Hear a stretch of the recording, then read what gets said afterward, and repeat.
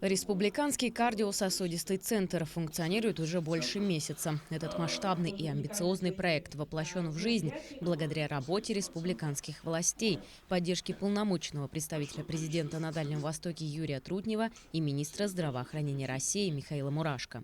Открытие центра состоялось в рамках празднования столетия республики. Кардиоцентр был построен в рекордные сроки. Всего за 2 года осваянное поле превратилось в большое современное здание. Под крышей центра разместилось 6 клинических отделений: кардиологическое, неврологическое, отделение острых нарушений мозгового кровообращения и многое другое. Также предусмотрено 3 операционных зала, аппараты МРТ, КТ, рентгенография, УЗИ, кабинеты реабилитации и физиотерапии. Министр здравоохранения Михаил Мурашко отметил, что республиканский центр имеет большой потенциал не только для республики, но и для всего Дальнего Востока. Не только стены и оборудование, но и полностью готовые бригады хирургов, работающие на открытом сердце, выполняющие фактически полный объем вмешательств. Здесь подготовлены специалисты для круглосуточной работы, в том числе и рентгеноперационных, нейрохирургические бригады, которые принимать будут на себя самых тяжелых пациентов из региона и при необходимости плановых пациентов из соседних регионов. Смертность от сердечно-сосудистых заболеваний занимает первое место в мире, и Якутия не исключение. В частности, из-за суровых климатических условий. Благодаря современным медицинским технологиям сердечно-сосудистые заболевания можно выявлять на ранних стадиях и своевременно оказывать пациентам медицинскую помощь, в том числе и хирургического характера. Все кардиохирургические операции уже выполняем, в принципе, но еще будем завоевывать новые вершины, новый виток развития современной кардиохирургии. Мы готовы покорять эти вершины по всем направлениям: перевертенные пороки, врожденные пороки, ишемическая болезнь сердца, нарушение ритма сердца. Все охвачено у нас. Открытие кардиососудистого центра – это один из первых шагов по решению приоритетных вопросов в сфере здравоохранения в нашей республике. В ближайшем будущем в области медицины Якутию ждет глобальное развитие. Окончание строительства и введение в строй нашего онкологического центра. Мы уверены, что он будет сделан тоже на таком же хорошем уровне, потому что этот кардиоцентр задал нам очень такие высокие стандарты. Дальнейшая наша задача – это инфекционная наша больница республиканская. К сожалению, в республике специализированной больницы нет. Ну а если говорить о каких-то определенных направлениях, то здесь, безусловно, я считаю, что мы должны более активнее работать с нашей наукой. Создание медицины, основанной на научных достижениях, в том числе генной медицины. Меньше чем за неделю с момента открытия в учреждении было проведено 6 операций. Налажена работа кардиологического отделения центра. Одним из первых был Владимир Доброхотов, который перенес инфаркт.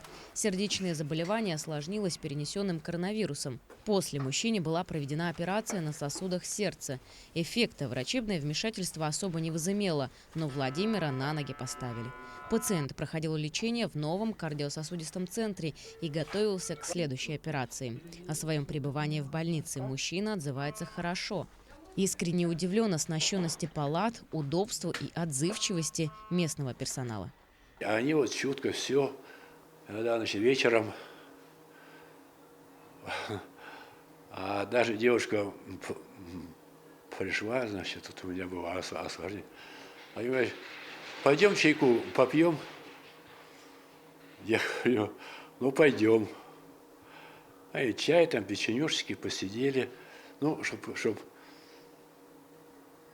как-то счистить вот эту самую напряженку. Операция Владимира Доброхотова пройдет в федеральном центре в Новосибирске. Однако, по словам хирургов местного кардиоцентра, это лишь вопрос времени, когда такие сложные операции начнут делать здесь, в Якутске. Этот год работы Петр Захаров, именитый якутский кардиохирург, называет годом становления кардиоцентра. Так, задачей на ближайшие 2 года стало увеличение количества проводимых операций с 250 до 1000 и более. Мы планируем начать операции экстренные, да, как бы срочные операции при остром коронарном синдроме. Вот это как бы для нас будет первый шаг в этом направлении. А так, конечно, очень много новых технологий, особенно в эндоваскулярной хирургии, это где вот через сосудистые доступом проводится радиочастотная абляция, криабляции, также даже имплантирование клапанов, артального клапана и так далее. С увеличением объема работы нового кардиоцентра еще одной задачей руководства учреждения становится совершенствование системы обращения и приема граждан, а также модернизация и оптимизация работы медицинского персонала. Так уже заработало еще одно отделение кардиососудистого центра – отдел медицинской помощи при неотложных состояниях. Только в первые сутки было принято 8 человек, из них 2 привезли на скорой помощи с острым коронарным синдромом. Уже была проведена операция рентгеноперационная, коронарография и стентирование. Эти пациенты сейчас находятся в отделении кардиореанимации, в связи с тяжестью состояния. Один после клинической смерти на аппарате искусственной вентиляции легких и один тоже с тяжелой формой инфаркта миокарда находится также в отделении кардиореанимации.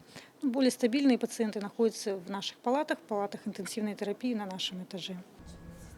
Отделение неотложной кардиологии рассчитано на 20 коек, в том числе это койки реанимации интенсивной терапии. Здесь совместно работают врачи-кардиологи и часть врачей-реаниматологов из отделения кардиореанимации.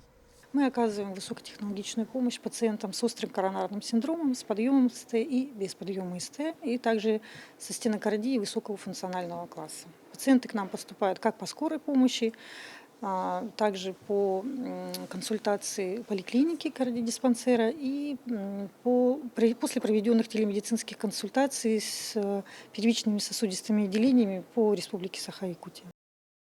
С открытием кардиоцентра у врачей и пациентов появилось множество перспектив и возможностей, в том числе диагностических и лечебных.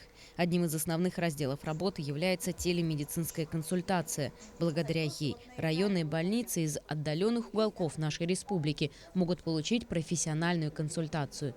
Также данная практика осуществляется и на федеральном уровне, где уже наши врачи получают консультацию специалистов ведущих медицинских центров страны.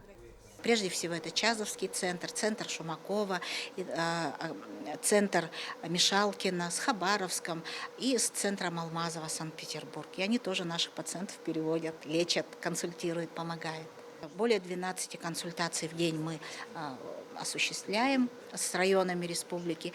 Стараемся, насколько возможно, по показаниям наиболее тяжелых пациентов переводить по санавиации в кардиососудистый центр, в наше отделение, в другие отделения и оказать помощь, прежде всего высокотехнологичной медицинской помощи. Со дня открытия из кардиососудистого центра выписали 128 пациентов, и с каждым днем это число растет. Ежедневно проводятся высокотехнологичные мини-инвазивные операции на сосудах сердца, высокая эффективность которой достигается благодаря оснащению ангиографической системой. Технологии помогают повысить скорость решения диагностических задач и способствуют оптимизации работы хирургов. Основной задачей является именно предупреждение таких сосудистых катастроф. И в целях этого у нас заработала после пандемии наша поликлиника кардиососудистого центра.